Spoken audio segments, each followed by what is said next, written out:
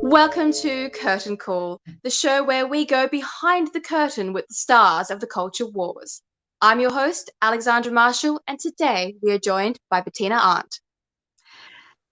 This week we are joined by Bettina Arndt, a true Australian icon. Famed for being Australia's first sex therapist, she's also an author, a political opinion commentator. She was a talkback show radio host and is, of course, an activist for men's rights in an increasingly hostile landscape. Bettina, welcome to Curtain Call. Thank you, Alexandra. Very nice to be with you. Well, look, I often hear you introduced as a controversial figure in Australian politics. But when I was looking at particularly your recent career, that seems to be a little bit bewildering, considering that most of your commentary is basically mainstream Australian comments that you hear everywhere across the street. So these days, as far as I can tell, controversial seems to be synonymous with conservative or basically anything that's not far left radical commentary. Do you think controversial is a fair label for what you're doing now? I mean, that's a very interesting point, because I would regard my views as totally mainstream. I mean, if I go out into a supermarket, men and women will come up to me and say, I totally agree with what you're doing, what you're saying. I know that for decades, I've had the support of the majority of people on most of the opinions I'm expressing. And that's the great irony, that the people who are describing me as controversial are outsiders. They're the ones who are pushing a particular, what I would regard as anti-male narrative on our culture. They're the divisive ones. And I think I'm representing the quiet Australians. But we're far too quiet these days. That's the trouble. Well, I tell you what, when you're out in the regions where I am, or anywhere basically it's not inner city Melbourne or inner city Sydney or any of Canberra, you don't hear these radicalized political opinions anywhere. That's not mainstream culture at all. So I'm surprised that our politicians are leaning into it. But what we are hearing, particularly online, is things like gender traitor and I get it, you get it. We hear it a lot. And it's strange because gender doesn't have an ideology. There's no specific set of political opinions for a gender. So I think what they really mean is that you're a gender to feminist ideology, particularly third and fourth wave. Do you think that the far left and this feminist group are frightened of women like yourself who are powerful and successful without the help of social politics? Yes. Well, what's particularly interesting for me is, I mean, as many people probably know, I was cancelled last year, essentially. There was a concerted attempt to wipe me out by major sectors of the media. This is after I was given an honours award for promoting gender equity through advocacy for men. And I do acknowledge that was clearly a red flag to the bull. That's not in vogue. You can't do that now. That's not allowed. Well, that's what I believe I do. I'm promoting gender equity. I believe in a level playing field. Men and women should have equal treatment. That's why I was a feminist 40 years ago, because I felt there were many areas where women were disadvantaged compared to men. But when that level playing field evened up, and it became really obvious that the agenda now was to advantage women at the expense of men, I'd had enough, and I started increasingly writing about this and writing about things from a male perspective. And I then absolutely went against the agenda that was being promoted by most of our mainstream media. I mean, what's been terrifying for me, having worked in the media most of my life, is see how it's been absolutely captured by the left and by feminism. and anybody who presents a different view is consistently criticised and marginalized. I mean, just an extraordinary thing how they've managed to get out of step with what ordinary people think. And this is, I mean, years ago I was working for the Sydney Morning Herald. I was actually put in there to create a bit of diversity. The editor at the time felt that, you know, the inmates were running the asylum, which has, of course, happened increasingly ever since. But they wanted to introduce some diverse voices, and that's what's my job. And I remember I was writing a story about the choices of most ordinary Australian mothers when it came to caring for their children. And the evidence was really clear that most mums want to be, if they can, want to be home with their kids when they're babies, when they're very young. They'd much rather care for their children themselves, at least part-time in those early years. And this editor emphatically refused to believe this research. And she said, none of my friends think that, because she and all her very ambitious friends in journalism had put their children into childcare really early, and they were absolutely promoting that sort of agenda. And they hated it that I was challenging that, and they hated it, the fact that I was saying most mums in Australia don't think like you do. And I had a real struggle to get that sort of thing published. And that's been the story of my life for the last 30 decades. 3 decades. 3 decades. Yeah. Yes, well, when the left aren't trying to cancel you or silence you, they are threatening you. And I know that myself and other women online, we get death threats every week. That's how bad the conversation has now become in Australian politics. It's frightening. But I'm going to say that your career has been spent, particularly your early career, exploring the deeply intimate relationships between the genders. And so what I was interested to ask you is, why do you think aspects of modern politics refuse to admit that men and women are different and that they might want different things out of their employment and choose different types of careers? Is it just a rehash of Marxism changing the class war to a gender war, or is it something else? Oh, I think that's absolute feminist ideology, that they don't, that, you know, it's in, they wanted to argue that we're all the same, that when women go in the workforce, when the opportunities for women opened up, we would behave exactly like men would or do. And I mean, it's been, I think, very disappointing for them that we don't behave like men do. I mean, the classic, of course, concerns the sort of jobs women do, the sort of choices women make around their work-lifestyle balance. There's a wonderful woman called Catherine Harkham in Britain who was a bureaucrat, a sociologist who'd done a lot of work on employment of women, and she's working in some big bureaucracy in Britain. And she realized what was happening in Britain, this was 30 years ago, I think, was that women who had the opportunity to work full-time, they weren't all choosing it. And in fact, this big rush into the workforce that was expected by the feminists when the barriers came down against women's participation wasn't happening. Women were making very different decisions. The majority of women were choosing to structure their working lives around caring for their children. There was a small group of women who were very career-oriented, and a small group of women who wanted to stay home full-time. I mean, there was these different patterns.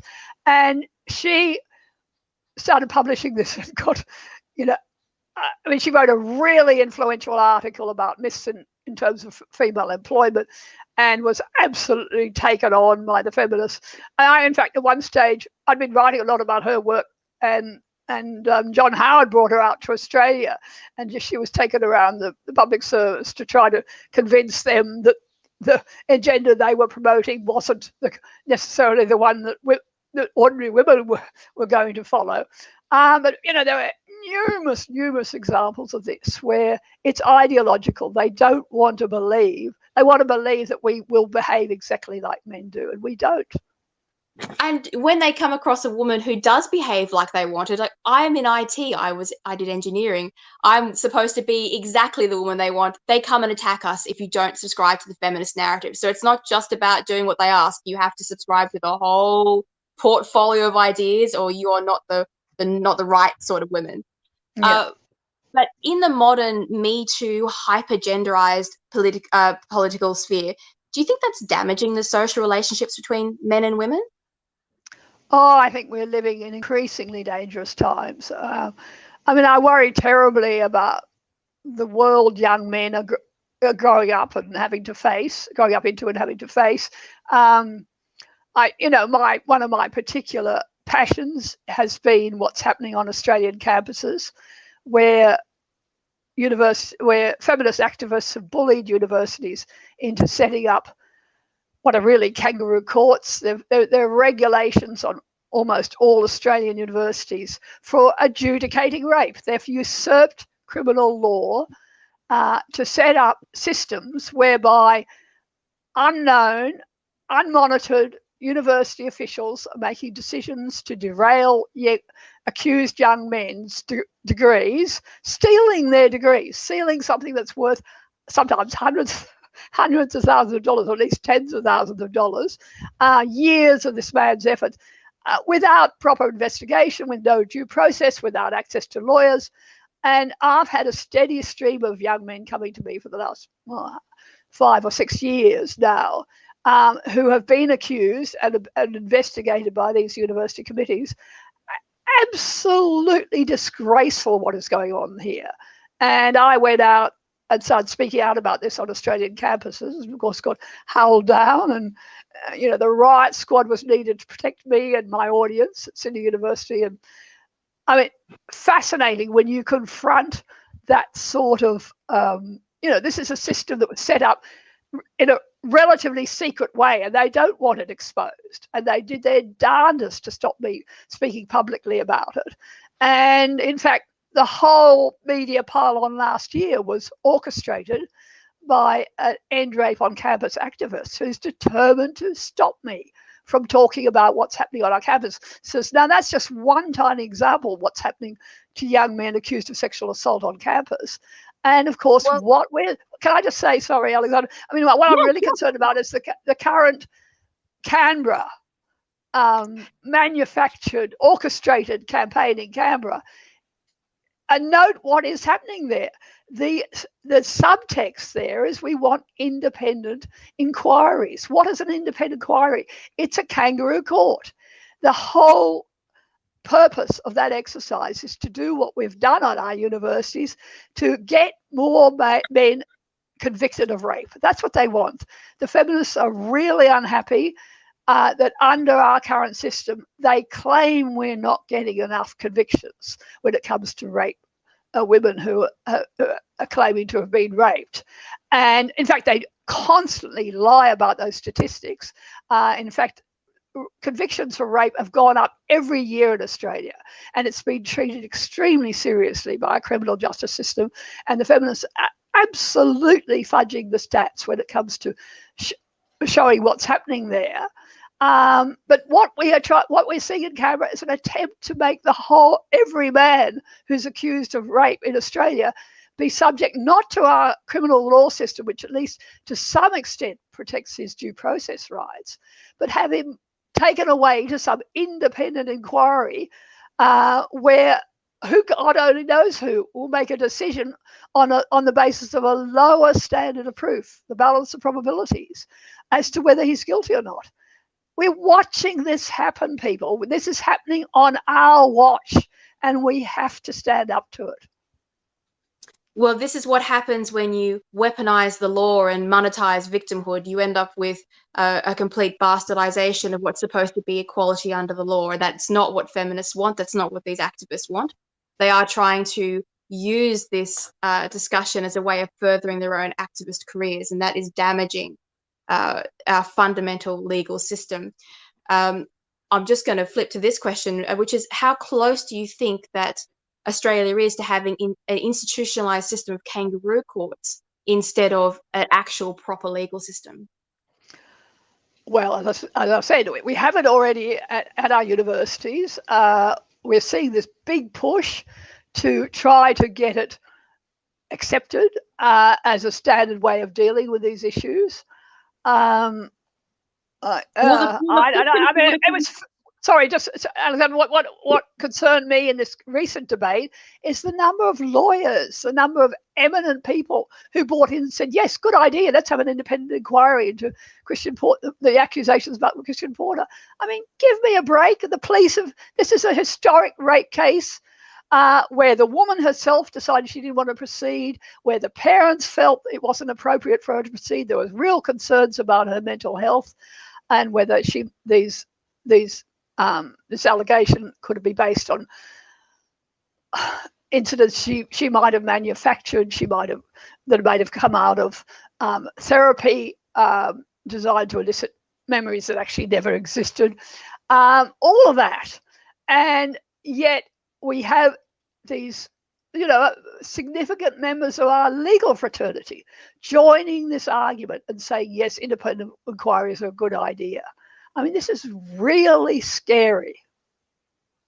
Well, let's just flip back a couple of years. We were talking about Canberra. Before all this got well out of control, we had Malcolm Turnbull stepping out during the whole Barnaby Joyce thing and came out with the bonking ban. Now, a lot of people rolled their eyes because, of course, a lot of people meet their spouses in the workplace, and really, most people couldn't care less whether politicians are shagging each other. It's not interesting to us. We don't care as long as they do their job. But did that signal to you that perhaps this kind of gendered sexual politics was about to enter the mainstream? I think that was one point where it became clear what the agenda was. But this has been part of a campaign that's been going on for years and years and years. I mean, I'm one of the things that intrigues me is one of the aspects of the feminist agenda is to rein men in.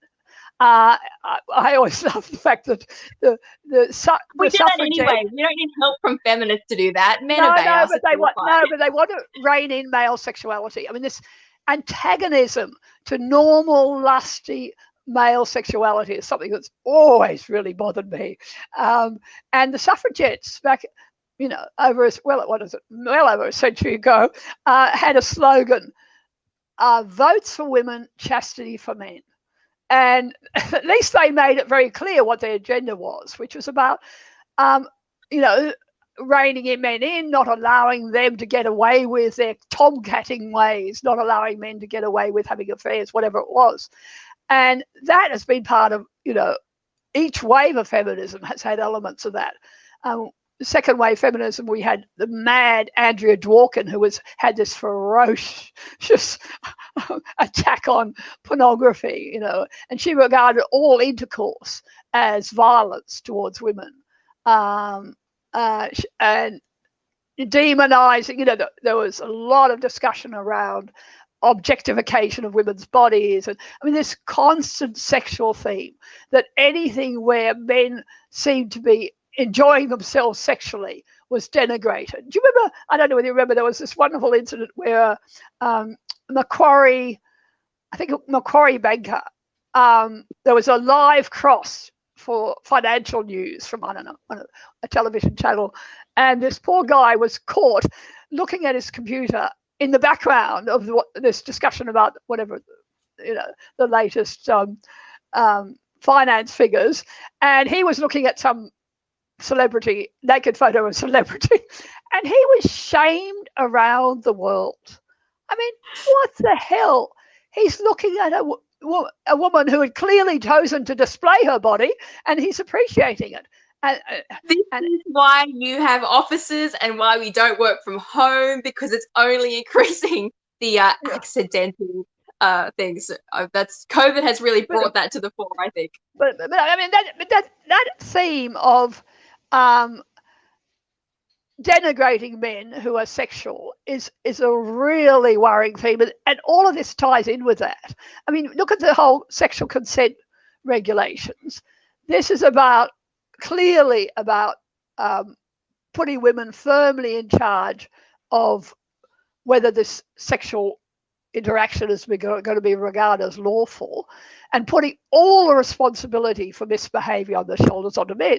So what we have is a situation where any intake of alcohol, I mean, if she's intoxicated. What does intoxicated mean? They never define how many glasses. You know, when we put a woman behind the wheel, we define how many glasses of wine, what alcohol level is going to be that she is regarded as being intoxicated. When it comes to sexual interactions, we're not defining that. We're simply saying when a couple has been drinking, he is always responsible, and the interaction is always rape. I mean, Joe Biden, who's ferocious on this stuff, said drunk sex is rape, is rape, is rape. He's got a real bee in his bonnet about reining in male sexuality. People may not know, Joe Biden was the person who was responsible for setting up the kangaroo courts on American universities. And under the Trump administration, there's been a little bit of a wind up. There's been some reforms because there have been literally hundreds of judgments against American universities for failing to protect due process rights of males accused in these American kangaroo courts. And the Trump administration introduced some reforms to that to protect these young men a little bit more. And Biden is promising it's already started the process of winding these back. He doesn't want fair treatment at all for accused men on American campuses. And funnily enough, in Australia, we have a regulatory body called TEXA, and that is the body that's supposed to be controlling the way our universities behave. There's an End Rape on Campus activist on that TEXA committee that writes their regulations and issues their, they release regular documents telling the universities how to run their kangaroo courts. And this woman has been responsible for writing a lot of that material. And recently she was celebrating the Biden election and saying, well, we can wind back our due process reforms here too. I mean, they don't want equality or fairness. No, they don't want any of those things. But we often hear that this whole activist thing is meant to be about empowering women in their place of work and where they're learning. But as a young woman in the workforce, when I entered the workplace, I was able to enter it as just another person. I was in a male-dominated industry, but made no difference. No one stood over me. No one tried to stop me. I was hosting, because I was the top of the office, I was hosting one-on-one meetings with any and all of my employees. But in this new age, they've now brought in this demand where women, even if they're the superior of their male staffers, they have to be chaperoned through meetings to protect them, apparently, from sexual assault. And also, and I presume this is more the real reason, to protect their male colleagues from false accusations. So how is this helping women in the workforce if they're being reduced to being chaperoned as if it's, 300 or 400 years ago? Yeah. Well, of course, this is the own goal, if you like, of what the feminists have been up to. I mean, they've really damaged women's prospects in the workplace, I feel, because no man. I mean, I think a man who, if you were in a small business and you had a choice of employing an attractive young woman or a young man, you'd be crazy to take the young woman these days. We're absolutely setting up every man who's in a position of authority for false allegations if he in any way annoys her. The boss who says, I don't like your, the way you're handling yourself in the workplace, the boss who says, I'm not happy with your work.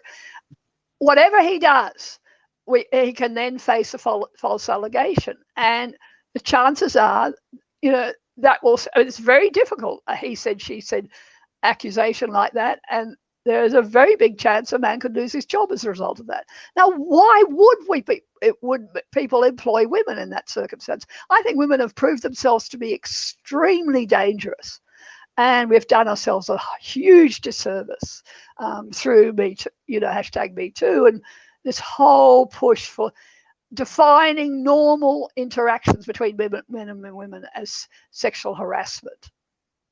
Well, this might amuse you. I pulled this off Twitter the other day, and it was a trending tweet from Julian Burnside, another one of these lawyers you like to talk about. And he said, what I really don't understand is why is it so radical in 2021 to stand up for women having equal rights? The right-wing press is on the attack, but why? To which hundreds of women replied, we do have equal rights. where's this mantra coming from that women somehow don't have equal rights in Australia? It's not the third world. We do have equal rights here, at least in print. Of course we do. We have legislated equal rights in any number of areas, and we've had them for decades. I mean, this is about manufacturing issues that aren't relevant to ordinary people, but suit the feminist agenda. And some of it is about demonizing men. Some of it is about, changing the way we operate in terms of our law. I mean, and this has nothing to do with what ordinary people want. No. Well, just before we move on to your new work in the men's rights forum, this is a particular topic that worries me because I'm watching a generation grow up beneath me, or two generations really. And I've watched them online and their mental development. And this is not just the helicopter generation of parents who look after them. This is a generation where schools and legislators have said, oh, it's too stressful for kids to have exams. Everyone gets a participation award. And so these children, they're never being allowed to fail at anything that matters when they are young. And so they are completely emotionally underdeveloped when they're entering both the workforce and adult relationships when they grow up. And so my concern is what's going to happen to the relationships between men and women when these kids start to engage in sexual relationships when they're older and they break down and they fail? Do you think this will lead to an increase in violence between men and women, or just a dysfunctional society as far as social relationships go? I mean, I think we're already seeing a lot of men choosing to opt out of relationships with women, rightly. I mean, I do think that one of the things I've been observing for years is the fact that we've had now generations of families who've been through family breakup, and where young men are growing up watching their dads being turfed out of the house, watching their dads being, often in situations where there's parental alienation and they're told their dads are dreadful people. And I mean, not that there are lots of families who have good divorces, who do their best to look after the children and care for them properly in that situation. But we have a significant group now who get captured by our appallingly antagonistic family law system. And the results are really tragic. We have so many young men growing up, young children growing up in families where they have no access to their fathers, and that's sadly still the norm, that most fathers will not be allowed to be proper fathers to their children after divorce. And in that situation, why would young men think, oh, what a good idea, I'll get married and I'll have children? I mean, when they've watched their dads spend their lives in misery because they've been denied contact with their children, why would men take the risk of doing that? I mean, there's so many areas like this where we have made it very clear to young people that this is a risky business. Relationships are a risky business. And your point about what we are teaching girls, I mean, it just is so infuriating for me as part of that generation of, I was, one of the generation of women who really benefited from that second wave of feminism, where we were being offered freedoms that women hadn't had before. We were allowed to, we didn't have to be chaperoned. We were given a right to take risks like men do, to go out and behave like men. And all of a sudden now we're being treated as total victims, and in need of constant protection. That is the most bizarre thing to watch. Why is it that women are no longer powerful and independent, but are seen as little cripples that need constant protection? So many aspects of what we've been through in recent decades are just absolutely gobsmacking to my generation, I think. My theory is that the feminists don't really want strong, powerful women who act like men. They want women who they can control for their political purpose. And so they didn't actually want what they were asking for. But we will now talk about the Men Too hashtag, which I believe is a reaction to the Me Too phenomena that has been going on. When did you decide that, personally for yourself, that it was time to begin this new phase in your activism to talk specifically both for and about men? Is it because you found that men aren't willing to defend themselves on the social stage? That's when I was working full-time as a full-time journalist, and I found that, if you look at who writes about social issues in a newspaper, they're mainly women. I mean, men usually want to talk about, the politics, economics, whatever topics that are going to further their career, and they see social issues as a sort of soft territory. And so the whole debate, the whole narrative about the way we conduct our lives socially is written about by women. And it became increasingly obvious to me that was not giving men a fair chance. Very rarely was it expressing talking about what was happening to men. And this became particularly clear when I started to write about family law.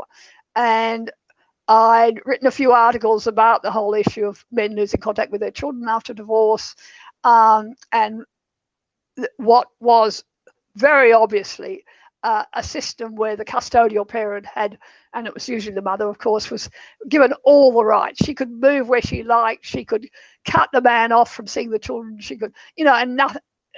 There were very little consequences, no matter how badly she treated that father.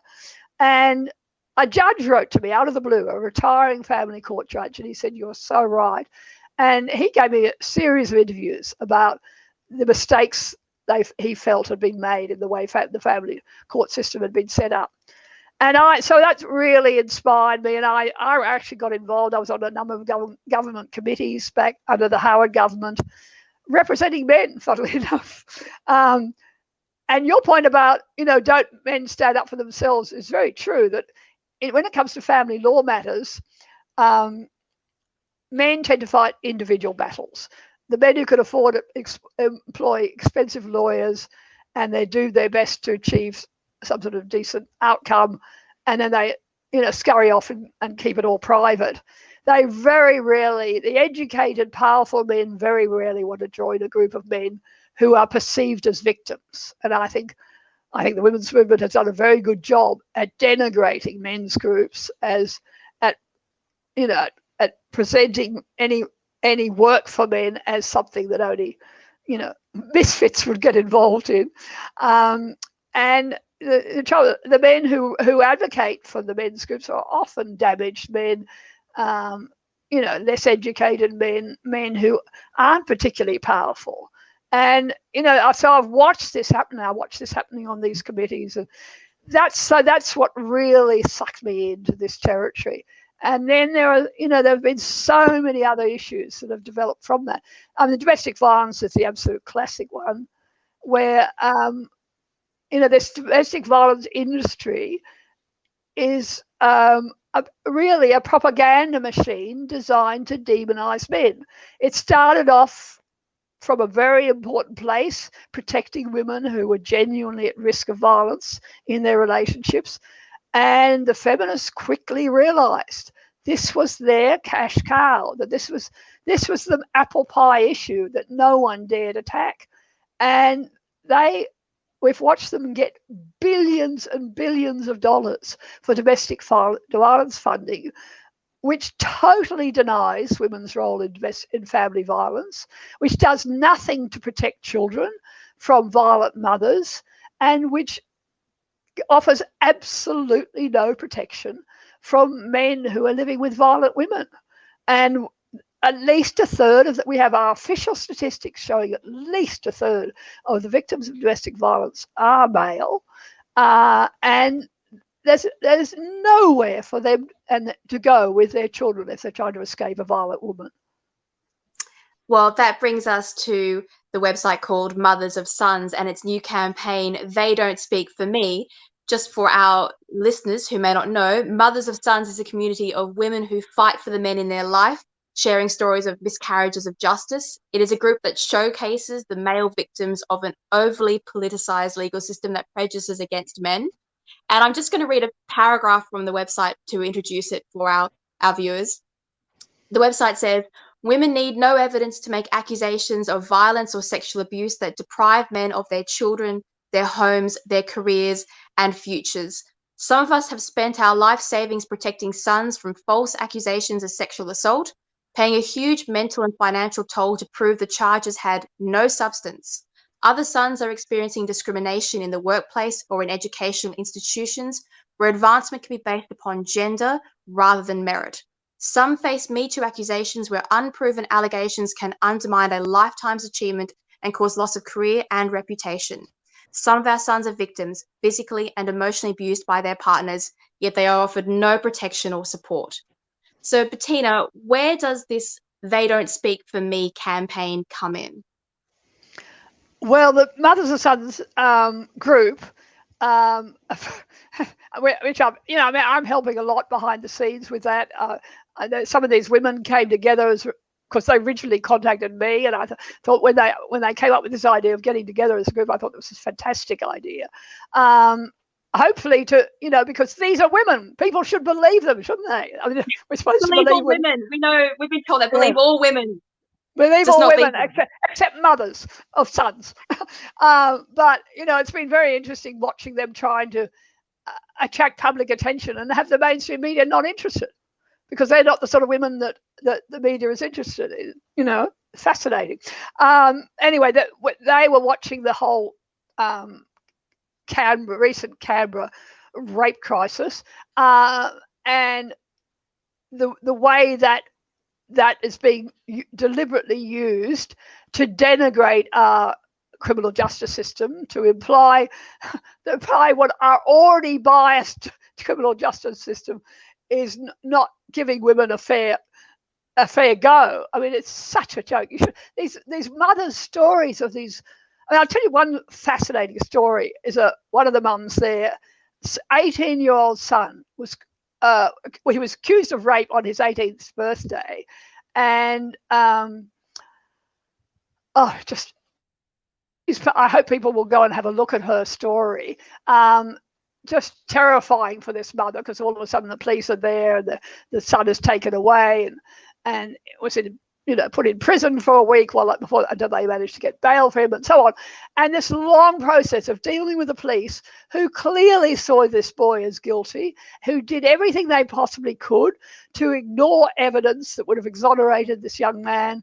And finally, they have this court case where it all came out in court. She was discovered to have DNA from 2 other men in her vagina on the night in question, and not from this young man, and was proved to be lying about any number of things in relation to the accusations against him. When that young man, walked out of that courtroom, the jury stood there clapping him, and some of the women had tears in their eyes. And it said it all, that it was a blinding demonstration of the injustice of our current system, where women are invariably believed. Any rape accusation is now pushed through to court once the accusation is made, and the police bend over backwards to believe her and don't listen and don't give him a proper chance for his evidence that supports his case to be given a proper hearing. And it's very scary stuff. Anyway, so the mums in this group are very aware of what's going on, are really alarmed by the fact that we are seeing this effort, this very public effort to further wind back legal protections for accused men. And so they've started this campaign, They Don't Speak for Me, saying this group of women who are controlling our media now don't speak for ordinary women. And they've put together a letter, which is on their website, which people can just download and send off to MPs. One of the things that they're worried about, and I've always been worried about, is politicians only ever hear from one side. This noisy minority group that is controlling our media absolutely dominates political discussion as well as public discussion. And we need to speak up, and we need to get ordinary people to send in letters. I know people are very, don't know quite how to do this. So I think the Mothers and Sons letter is a very good idea. It contains a lot of information about conviction rates in our courts, and about the fact that our system is already bending over backwards to protect women, and we don't need further efforts to undermine our criminal justice system. Well, that's an amazing project that you've got going on there with those women. Just to finish up today, we often have a light, fun question at the end of Curtain Call. And that's if you could have dinner with anybody living or dead, who would it be and why? Anybody at all. I'm terrible at those sort of questions. There must be someone you want to hang out with. Last week we had Daisy Cousins on. She picked a really hot guy. I'm like, it's not a Tinder date, it's a dinner. So. Well, I must say, I started to think of worthy people, but in the end, I mean, I think I'd probably have dinner with a really sexy man. I had lunch last week with a man who wrote to me saying that like 20 years ago he'd written to me about he went to me for advice about his marriage and about sex, and he said I gave him the best advice he's ever received, and he wanted to take me to a lavish lunch, which he did, and he was a gorgeous, young, still quite young, sexy man, and so I'll have another date like that. Thank you very much. I think that's the best answer we've had. I'll just take a hot man to lunch. That's great. Or dinner. But it's very nice being flirted with, and it's always pretty nice for me that, that as a 70-year-old woman, that men can still show they find me attractive. I won't knock that back. No, I wouldn't know. That's a great idea. Well, thank you, Bettina Arndt. It was an absolute pleasure to have you on the show today, and all the best with your new endeavours in this world of political activism for men. Thank you very much. Very nice to talk to you, Alexandra. Thank you for joining us on Curtain Call. We are hosted by The Good Source, the home of conservative and libertarian voices. Help us fight fake news by following us online. You can find us on Instagram, Twitter, Facebook, YouTube, and all good podcasting services. If you enjoy this content, please like and subscribe.